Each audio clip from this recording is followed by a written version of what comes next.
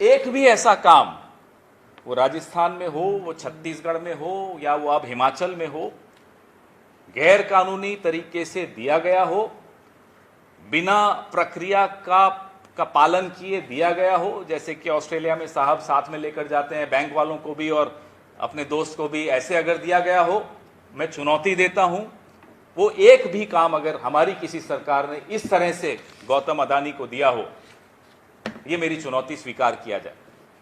भाजपा को चुनौती देता हूं, आपको तो नहीं, आप तो अपना काम कर रहे हैं, भाजपा को भी चुनौती देता हूं। वैसे हिंडनबर्ग का ऑफिस दिल्ली में या बंबई में कहीं हो तो बता दो, ईडी वाले ढूंढ रहे थे। कैसा कोइंसिडेंस है कि पहले पायलट आता है, फिर दोस्त आता है, फिर साहब आ जाते हैं। एक बार हुआ होता तो लगता है कोइंसिडेंस होगा। एनडीटीवी, जीवीके, वो एक पोर्ट था साउथ का, वहां भी एग्जैक्ट यही मोडस ऑपरेंडा है। पहले एजेंसी, फिर अदानी जी, और उसके बाद हंसता हुआ नूरानी चेहरा। तो ये एक, अब वो मुझे बताइए फिर, चलिए जीवीके का, ईडी का केस का हुआ क्या? फिर कुछ हुआ उसके बाद? कुछ सुना आपने? आप तो पत्रकार हैं, एएनआई को तो सबसे पहले खबर आती है।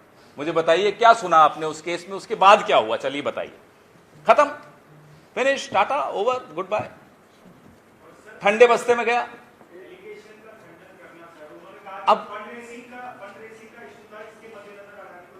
मैं हूं तो कांग्रेस में, मान लो मैं जीवीके होता, कांग्रेस में होने के बाद भी मैं खंडन करता। साहब का डर तो होता ही है ना साहब, अभी भी ईडी तो है ना, 1 साल और तो साहब की सुनेगी ईडी। 1 साल बाद क्या होगा वो मैं भी जानता हूं, आप भी जानते हो।